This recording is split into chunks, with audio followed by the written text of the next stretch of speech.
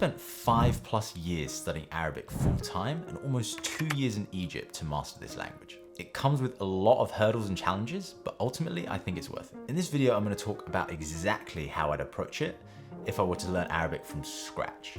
So from zero Arabic to complete fluency, using all the information I've learned over the years. Ahlan ya ashabi, welcome to the channel. If you're new here, my name's Qasim and I studied Arabic and Persian at Cambridge. And on this channel, I break down how to learn Arabic efficiently and effectively for beginners. I've learned loads of languages and I want to help you out on your own language learning journey. So if you're interested in learning or improving your Arabic so that you can better understand the Quran, appreciate the beautiful Arabic culture, or even just travel around the Middle East, then do consider subscribing. All right, let's dive in. So my own Arabic journey actually started in the Sorbonne in Paris. I studied a year in France, and then I switched and started the bachelor's degree at Cambridge. And during that time, I spent almost a couple of years in Egypt, as well as some time in Iraq. All of this just trying to improve and get master Arabic as much as possible. So my goal with this video is really to save you time. So from all of my years studying Arabic and learning Arabic and trying to master it, how can you not necessarily get as good as quickly as possible, but what's the most optimal journey in order to achieve your goals in Arabic? And that's the first thing that we need to talk about, which is what are your goals? So I think there's two paths here. We're going to talk about firstly your Arabic goals and what that means. Then we're going to move on to talking about a full plan with multiple stages of what you should tackle in which order in order to learn Arabic as optimally as possible, in my opinion. The first thing to mention is that if all you care about is speaking with family and friends and people in the country or just traveling alone, honestly, I would not recommend learning fusha or getting into any of the other stuff we're going to talk about a bit later in the video. I would just go to the country or speak with your friends and family as much as possible. Maybe you can go to a language school in the country, and that's really the way to do it. I don't think that you need to worry about all the other things. Now, the second option is really for everyone else. So you're not just interested in speaking with family and friends, you're maybe interested in Arabic media or novels or the literature or the Quran or a more formal education in Arabic so that you can actually interact in terms of business and things like this. So we're gonna assume that you're starting from complete zero, no Arabic at all, and we're gonna run through all the steps to get right to the advanced level where you can kind of figure out your own studying techniques and where you want to go with your own Arabic. Okay, so let's get started. The first thing to do is to learn how to read. But you should also read in the script and not use transliteration. And that's for a few reasons, right? So Arabic has its own separate script and it's written from right to left or right to left, the way that you're seeing it. Arabic letters often look different whether they're by themselves, at the start, middle, or end of a word. So you have to be able to read that. But there's even more reasons that you shouldn't get reliant on transliteration. One is pronunciation.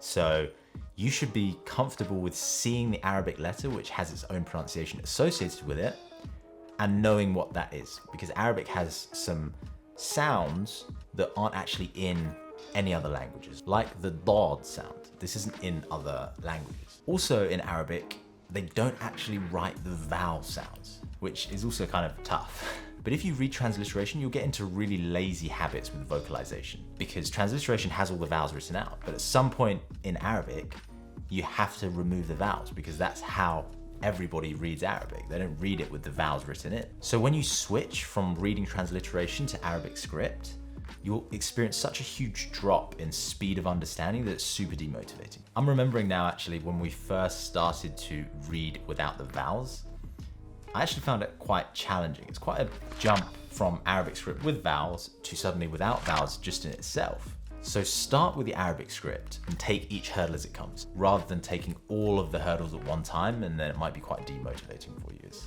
already tough enough as it is. So start reading in the script, get used to the script as quickly as possible, and I think you'll have a smoother learning journey. I'm not going to talk about the alphabet and the script too much. There's tons of resources out there. You can just do a few quick searches in Google or YouTube. Maybe I'll leave a few links down in the description, but there's plenty of free stuff out there to get you started. So now we get to stage 2, which is where things start to get really interesting. I think that the next step is to get a solid foundation in Fusha or modern standard Arabic. They're kind of the same thing. So Fusha is the standardized Arabic that's used in writing across all Arabic speakers in the world. It's like a formal Arabic education with rules and grammar. Each country may have their own dialects, but Fusha is shared between them. So this is everybody writes in formal settings in Fusha. Now, some people advocate learning dialect or spoken Arabic first, but honestly, having the frameworks and rules of Fusha in your head, I think gives you the best foundation to branch off of later and then go and do whatever you want, even if you want to learn dialect later. But the reason I say to get a solid foundation in Fusha is because that foundation gives you two things. The first is that it allows you to take your Arabic in whichever way you want later, whether it's Quranic Arabic, whether it's novels, literature, media Arabic, whatever you're into. In my opinion, this gives you the best foundation to do that from, because you have a solid foundation for the rules and grammar. The second thing that it allows you to do is give you access to a vast number of resources in Arabic.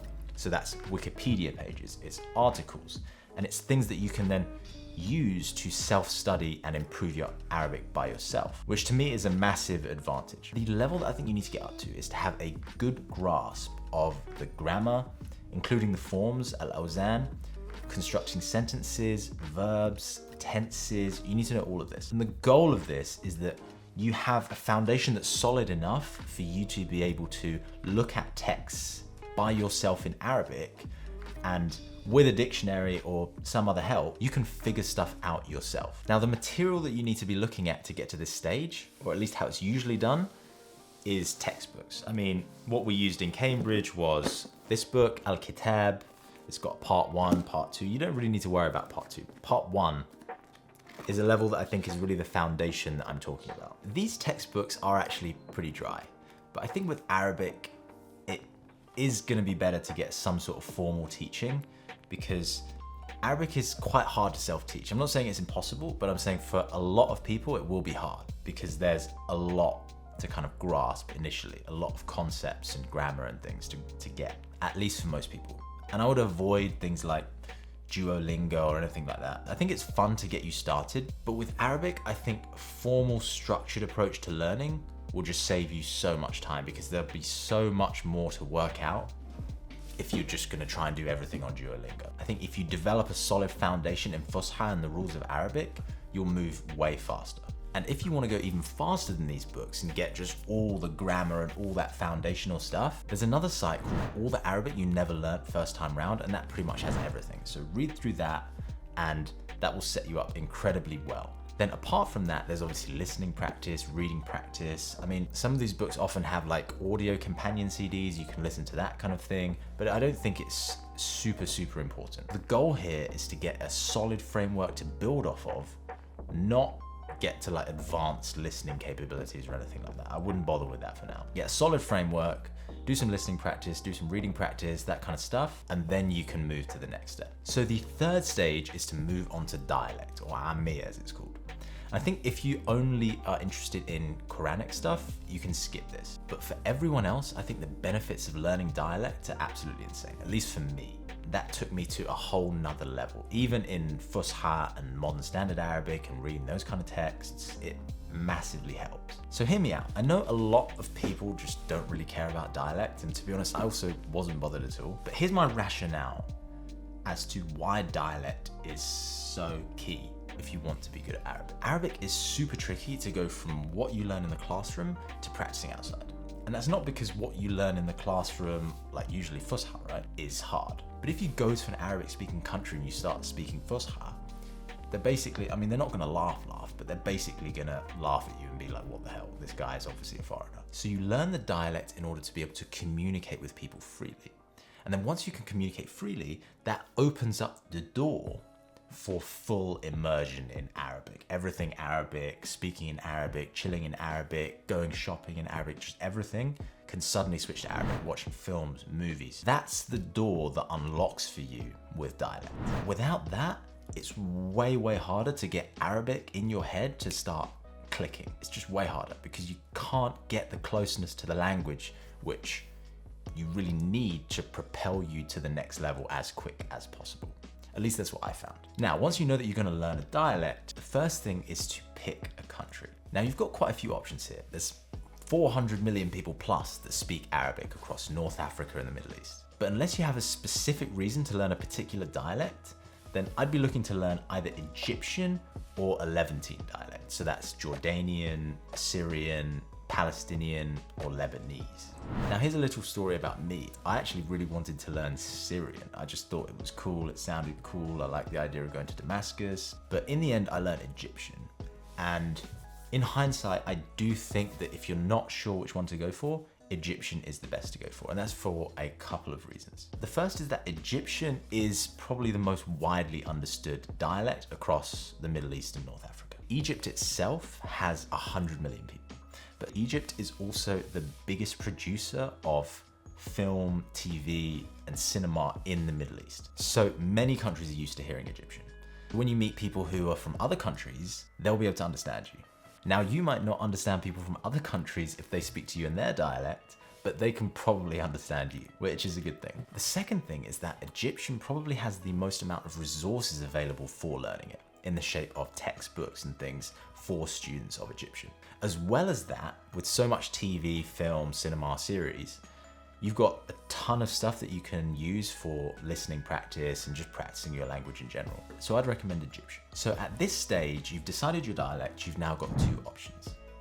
The first and probably the better one is to go to the country. So you go to the country, I think you need at least 6 months. What you should do is you should enroll in a local language school, go there every day or a few times a week to learn the language, but also you need to get to know people. Because once you know people, they can then introduce you to more people, and that's more ways for you to practice. You should then start watching stuff in that language, you should make friends. The goal is to speak as much as possible. So you can try and find clubs for hobbies that you're interested in. Let's say you're interested in chess, maybe you can join a chess club. That's the idea, to speak and practice as much as possible. Immerse yourself as much as possible, and that's the key here.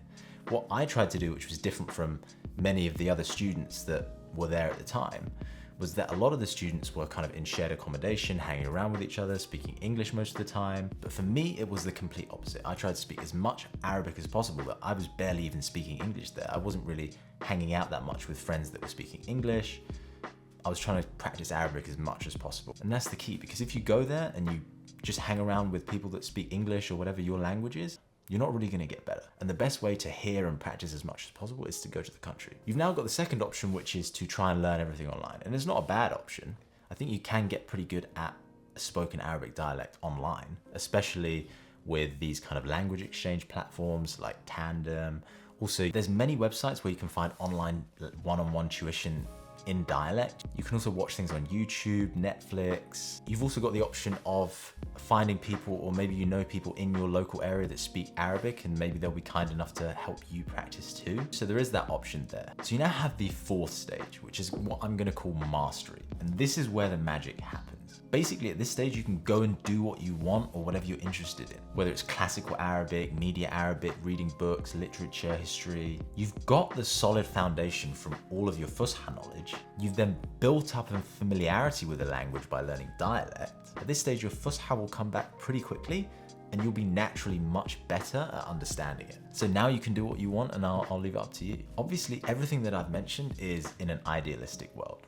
Like, you don't have to go to the country for 6 months. I know that people have work and things, for example, but I still think it's worth approaching Arabic from this kind of framework, which is from basics to grammar and vocabulary foundations to immersion as much as possible, and then onto all of the advanced stuff that's super cool. Anyway, if you found this video useful, then you might be interested in this other video.